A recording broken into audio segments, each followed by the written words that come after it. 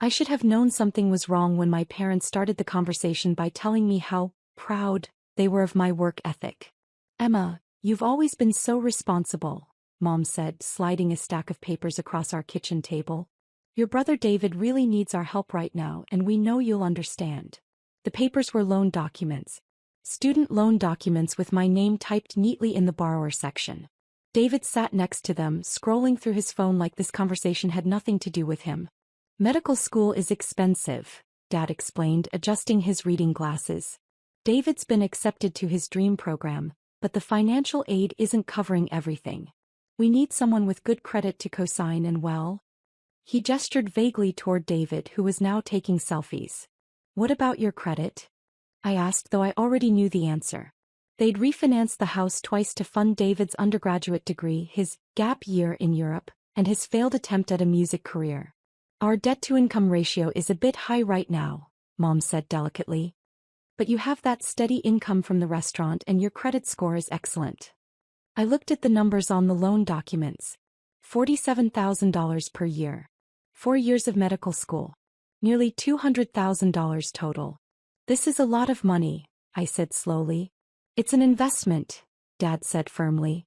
In your brother's future. In our family's future. Think about it, Dr. David Martinez. Doesn't that sound wonderful? David finally looked up from his phone. Yeah, thanks, Emma. You're the best sister ever. Then he went back to his screen. I stared at the loan documents, remembering how I'd been working 3 jobs since I was 16. The breakfast shift at Mel's Diner, afternoon hours at the campus bookstore, and weekend nights waitressing at Romano's. I'd been saving every tip, every extra dollar, hoping to maybe go back to school myself someday. What about my education? I asked quietly. Oh honey, Mom said, reaching over to pat my hand. You're doing so well already. You don't need a degree to be successful. Look how hard you work. Besides, someone in the family needs to be practical. That stung. I'd had a 3.8 GPA in high school. I'd gotten into 3 different universities. But when David decided he wanted to go to an expensive private school, suddenly there was no money left for my education. Community college is always an option, Dad added helpfully. Very affordable. Very practical. I looked around our kitchen, taking in the new granite countertops they'd installed last month for David's graduation party, the expensive espresso machine David had insisted he needed for studying, and the brand new BMW in the driveway that was his pre-med reward. Meanwhile, I was still driving the 2003 Honda Civic I'd bought with my waitressing money. Can I think about it? I asked. Of course, sweetheart, Mom said. But the deadline for accepting the loan is tomorrow, so don't think too long. That night, I sat in my tiny studio apartment, the cheapest place I could find within commuting distance of all 3 jobs, and stared at those loan documents. $200,000. Even with minimum payments, I'd be paying this back for the next 20 years. But David was family. And family helps family. That's what Mom and Dad had always told me. So I signed the papers. The next 4 years were a blur of exhaustion and sacrifice. While David posted Instagram photos from medical school parties and spring break trips, I worked 70-hour weeks to make loan payments and cover my own basic expenses. I ate ramen noodles and generic cereal while he complained about the terrible cafeteria food at his medical school. When David needed extra money for a study abroad program in his 3rd year, they came to me again. It's just $8,000 more, Mom said. And it's such a great opportunity for him. I took out another loan. When David needed a new laptop because his old one was too slow for medical research, they came to me again. Just $3,000, Dad said. He really needs the latest technology. I maxed out my credit card. When David needed money for his board exam fees, interview travel costs, and a new wardrobe for residency interviews, they came to me again. This is the final stretch, Mom promised. Just $12,000 more and then he'll be earning a doctor's salary. I borrowed against my 401k. Meanwhile, my own life was on permanent hold. I'd applied to nursing school twice but had to withdraw both times because I couldn't afford to cut back my work hours for classes. I was 26 years old with no savings, no degree, and debt that felt like a mountain I'd never climb. But David was going to be a doctor. That was worth it, right? The breaking point came during David's medical school graduation party. Mom and Dad had rented out the entire back room at Romano's, the same restaurant where I waited tables. I was working that night, serving champagne and appetizers to my own family's celebration. I watched David laugh with his medical school friends, talking about his upcoming residency at a prestigious hospital. I heard him tell people about his plans to specialize in dermatology because the lifestyle is better and the money is incredible. And then I heard him talking to his girlfriend. "Yeah, my parents really supported my dreams," he was saying loud enough for everyone to hear. "They sacrificed so much to help me get through medical school. I'm so lucky to have family who believed in me." His girlfriend nodded sympathetically. "That must have been hard on them financially." "Oh, not really," David said, waving his hand dismissively. "My sister covered most of it. She's got this whole martyrdom complex, always wants to be the hero. Honestly, I think she likes feeling needed." My hands started shaking as I balanced a tray of drinks. "That's so nice of her though," his girlfriend said. David shrugged. "I guess. I mean, it's not like she was going to do anything important with the money anyway. She's just a waitress. This way at least it went toward something meaningful." The tray slipped from my hands, sending glasses crashing to the floor. The entire room went quiet and turned to look at me. "Sorry," I mumbled, kneeling to pick up the broken glass. "I'll clean this up." Mom rushed over, more concerned about the disruption to David's party than the fact that I was bleeding from a glass cut on my hand. "Emma, please be more careful," she whispered urgently. "This is David's special day." That night, after the party ended and I'd finished cleaning up, I sat in my car in the restaurant parking lot and cried. 26 years old, $60,000 in debt, working 3 jobs to pay for my brother's dream while my own life disappeared one payment at a time. But as I sat there, something shifted inside me. The hurt began to crystallize into something else. Clarity. I drove home and opened my laptop. If I was going to sacrifice everything for David's education, I was going to document exactly what that sacrifice looked like. I started with the original loan documents and created a spreadsheet. Every payment, every interest charge, every late fee when I couldn't quite make the deadline. I printed out bank statements going back 4 years. I organized receipts from the additional loans, the credit card charges, the 401k withdrawal. Then I expanded my documentation. Screenshots of David's social media posts from expensive restaurants and vacation trips. Photos of the BMW, the laptop, the designer clothes I'd helped pay for. Emails where my parents asked for just a little more help for David's expenses. I documented my own finances too. The student loan payments that took up 40% of my income. The credit card debt from covering David's emergency expenses. The fact that I hadn't been able to afford health insurance for 2 years. The college applications I'd had to abandon because I couldn't afford to reduce my work hours. Most importantly, I started saving every conversation, every text message, every email that showed how my family really viewed our arrangement. Like the text from Mom, "Don't mention David's spring break trip to your father. He thinks you're only helping with tuition." Or Dad's email, "Emma's always been the practical one. She doesn't need the things David needs." Or David's response when I'd asked him about making some of the loan payments himself. "Oh, Emma, I'm in medical school. I don't have time for a job. That's what family is for." For 6 months, I continued working my 3 jobs and making loan payments while quietly building my case. I consulted with a lawyer about my options. I opened a separate bank account that my family didn't know about. And I started making some changes. I applied for nursing school again, but this time I found a program that offered evening and weekend classes. I was accepted and started taking out financial aid in my own name, for my own education. I also started networking in ways I'd never done before.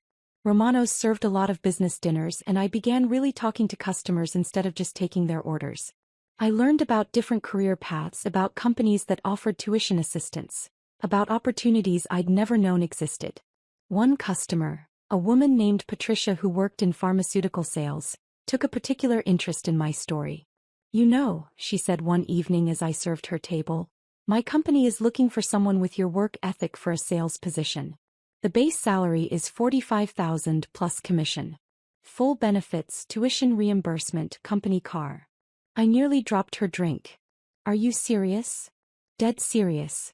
You've been serving my business dinners for months and you're always professional, knowledgeable, and you clearly understand customer service. That's exactly what we need." 3 weeks later, I gave notice at all 3 of my jobs and started my new career in pharmaceutical sales. The company car alone saved me $300 a month. The health insurance was better than anything I'd ever had.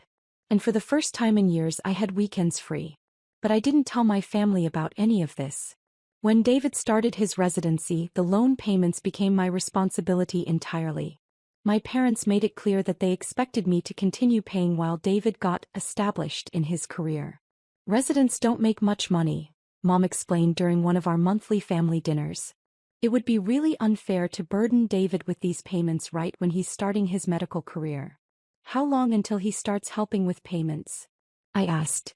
Oh, probably not until he finishes his residency, Dad said. Maybe when he starts his fellowship. Or when he gets into private practice. These things take time. David nodded seriously. Yeah, Emma, I really appreciate you carrying this. Don't worry. Once I'm making real doctor money, I'll totally pay you back. I smiled and said I understood. But by then I'd done the math. David's residency would be 4 years. His dermatology fellowship would be another year. Even after that, he'd want to get established and build up his practice. I was looking at least 7 more years of payments, probably longer. Meanwhile, my new job was going incredibly well. My natural customer service skills translated perfectly to pharmaceutical sales, and my work ethic impressed everyone. Within 6 months, I was the top performer in my region. Within a year, I'd been promoted to a senior sales role with a base salary of $68,000 plus commission. I was making more money than I'd ever imagined, but my family didn't need to know that. The turning point came during David's 2nd year of residency. He'd been complaining about his small apartment and had found a perfect 2-bedroom place that was $800 more per month in rent. The thing is, Mom said during our usual monthly dinner, David's salary can't really cover the increase. We were hoping you could help with maybe $600 a month, just until he gets his attending position. I looked around the table. David was nodding eagerly, already mentally decorating his new apartment. Dad was pulling out his calculator, probably figuring out how to make this seem reasonable. Mom was giving me her special, "We're all counting on you" smile. That's $7,000 a year, I said slowly. It's an investment in David's mental health, Mom said. Doctors need to live in nice places. It affects their professional image. David jumped in. Plus, Emma, you should see this place. It has a gym and a pool. Maybe you could come over and use them sometimes. It would be like I'm sharing with you. The generosity of allowing me to occasionally use amenities I'd be paying for was apparently supposed to seal the deal. I smiled. Can I think about it? Sure, Dad said, but David needs to give them an answer by Friday. That night I made a decision. It was time. I called Patricia, my mentor from the pharmaceutical company, and told her everything. She listened to the whole story, and when I finished she was quiet for a long moment.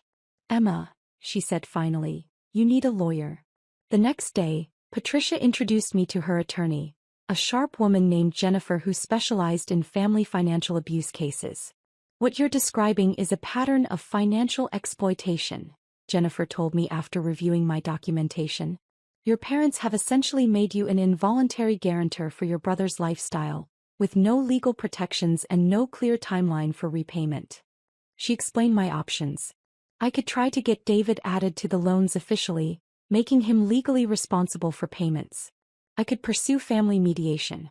Or I could take a more dramatic approach. Given the amount of money involved and the clear documentation you have, Jennifer said, we could arrange for a family meeting where we present the facts and discuss a formal repayment plan. Sometimes seeing everything laid out professionally helps families understand the reality of what's been happening. I thought about David's graduation party, about his comments about my martyrdom complex, about the fact that he'd never once thanked me directly for the sacrifices I'd made. Let's schedule the meeting, I said. I told my family that I wanted to discuss our financial arrangement at our next monthly dinner, and that I'd invited a family friend who was a lawyer to help us organize everything professionally. That sounds very responsible, Dad said approvingly. It's good to keep proper records. They had no idea what was coming. Jennifer arrived at my parents' house on Sunday afternoon carrying a leather briefcase and a folder thick with documentation. My entire family was there. Mom, Dad, David, and David's girlfriend Sarah, who had basically become part of the family. Thank you all for agreeing to this meeting, Jennifer said professionally. Emma has asked me to help clarify the financial arrangements surrounding David's medical education so that everyone understands the current situation and can plan for the future. She opened her folder and began laying out documents on the dining room table. Over the past 4 years, Emma has paid a total of $73,412 toward David's medical education and related expenses. Jennifer began reading from her summary. This includes the original student loans, supplemental loans for study abroad programs, equipment purchases, exam fees, and living expense assistance. The room was completely silent. David had stopped smiling. The current outstanding balance on the loans in Emma's name is $61,800, Jennifer continued. At the current payment rate, Emma will be making these payments for approximately 18 more years, with total interest costs of an additional $42,000. She pulled out a calculator and showed her work on a legal pad.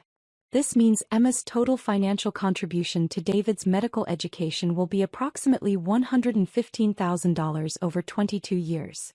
Mom and Dad exchanged glances. I could see them doing math in their heads. Now, Jennifer said, let's look at Emma's financial sacrifice in context. She laid out my old pay stubs from the restaurant jobs, showing my income during David's medical school years. Emma was earning approximately $28,000 per year while making these payments. This means that 62% of her gross income was going toward David's education and expenses. She pulled out another document. For comparison, David's current resident salary is $54,000 per year. When he completes his dermatology fellowship, his expected starting salary will be approximately $280,000 per year. The numbers hung in the air like accusations. I've also documented the additional sacrifices Emma has made, Jennifer continued, pulling out more papers. She has been unable to pursue her own education, has no savings or retirement funds, and has been living below the poverty line while funding David's lifestyle. She showed them photos I'd taken of my studio apartment next to screenshots of David's social media posts from expensive restaurants and trips. Finally, Jennifer said, I have documentation of the family's acknowledgement of this arrangement. She began reading from emails and text messages. Mom's request for just a little more help for David's spring break trip. Dad's comment about Emma being the practical one. David's dismissive response about not needing to get a job during medical school. And then the piece de resistance. She played a recording I'd made on my phone during David's graduation party, where he clearly stated that I had a martyrdom complex and was just a waitress who wasn't going to do anything important with the money anyway. When the recording ended, you could have heard a pin drop. David's face had gone completely pale. Emma, I didn't mean. The purpose of this meeting, Jennifer interrupted smoothly, is to establish a formal repayment plan so that Emma can begin building her own financial future. She pulled out a proposed agreement she'd prepared. Given David's current and projected income, we're proposing that he take over all loan payments immediately, with a schedule to reimburse Emma for payments already made. The total repayment amount would be $73,412, plus reasonable interest. Dad found his voice first. This is ridiculous. We're a family. We don't need lawyers and contracts. Actually, Jennifer said calmly, you do. Because the current arrangement is unsustainable and legally problematic. Emma has essentially been providing David with an interest-free loan of over $70,000 with no legal protection and no clear repayment terms. Mom turned to me with tears in her eyes. Emma, honey, how could you bring a stranger into our family business like this? Because, I said quietly, our family business has been destroying my life for 4 years and no one seemed to care. That's not true, David said desperately. I care. I always planned to pay you back. When? Jennifer asked directly. Do you have a specific timeline? A specific amount you plan to pay monthly? David stuttered and looked around the room for support. Well, I mean after my residency and then maybe after fellowship. So in approximately 6 years, Jennifer summarized. And what amount did you plan to pay monthly? I don't know. Whatever I could afford. Jennifer nodded and made a note.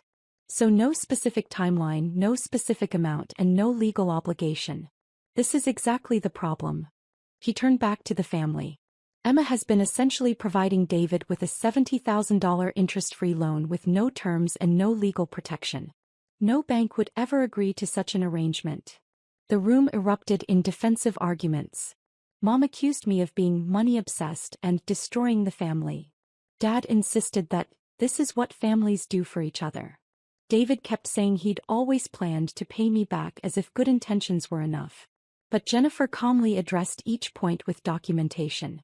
She showed them exactly how much I'd sacrificed, exactly how much David had benefited, and exactly how unfair the arrangement had been from the beginning. The bottom line, she said finally, is that Emma has a legal right to repayment of these loans. She can either work with you to establish reasonable terms, or she can pursue other options. What other options? Dad asked suspiciously. Jennifer smiled. Emma could transfer the loans to David's name, since they were taken out for his benefit. She could pursue a civil lawsuit for repayment. Or she could simply stop making payments and let David deal with the consequences to his credit rating. The room went dead silent as the implications sank in. David's medical career depended on maintaining good credit for licensing and hospital privileges. If the loans went into default, it would destroy his professional reputation before it even began. You wouldn't do that, Mom said, but her voice was uncertain. I looked around the table at my family. The people who had treated my financial sacrifice as an entitlement, who had dismissed my dreams as unimportant, who had never once acknowledged the true cost of what I'd given up. I don't want to, I said. But I need to protect my own future. I can't keep paying for David's choices while my own life disappears. Jennifer pulled out the formal agreement again. This is a reasonable solution. David takes over the loan payments immediately. He reimburses Emma for past payments over a 5-year period at fair market interest rates.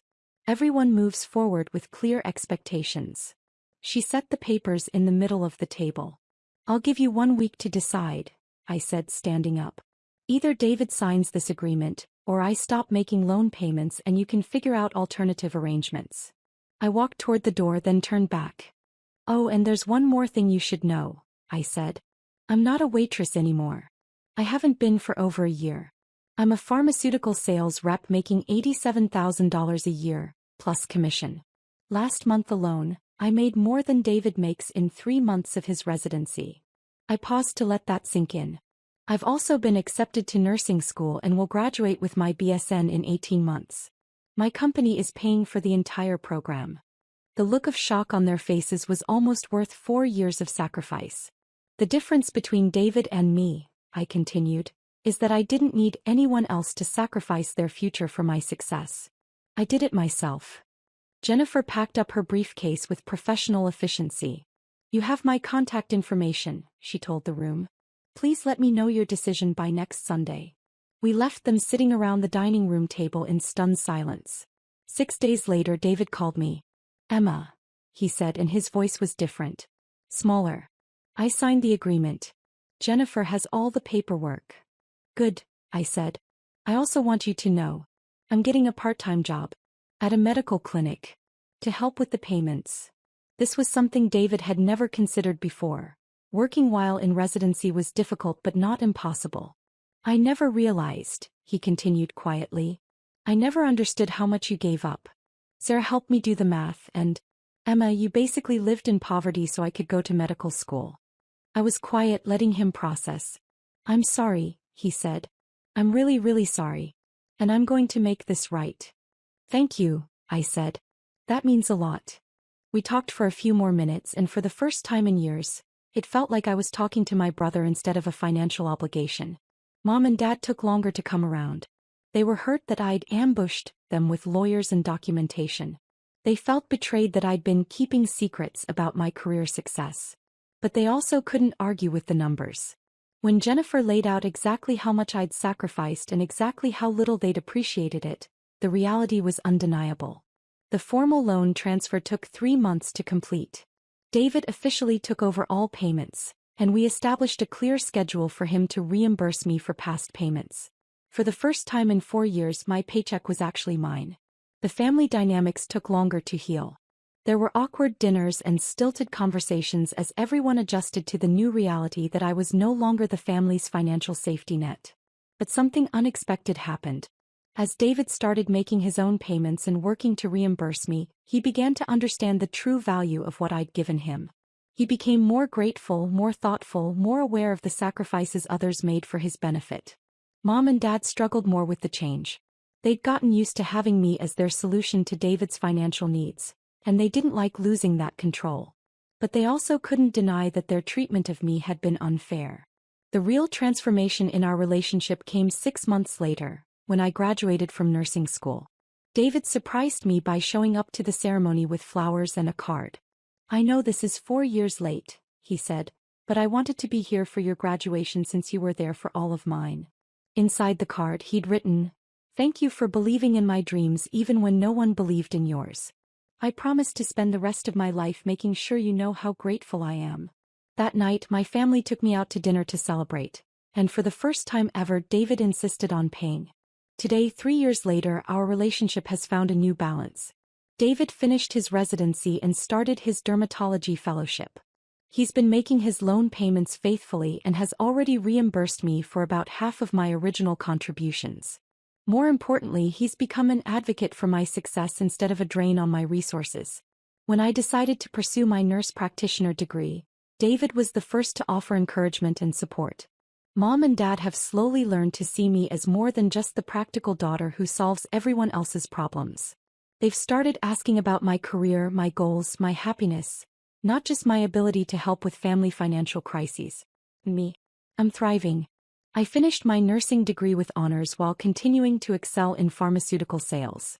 I've been promoted twice and now manage a team of 12 sales reps across 3 states. I bought my own house last year. A real house with a yard and a mortgage, not a tiny studio apartment. Most importantly, I learned to value my own dreams as much as I'd valued everyone else's.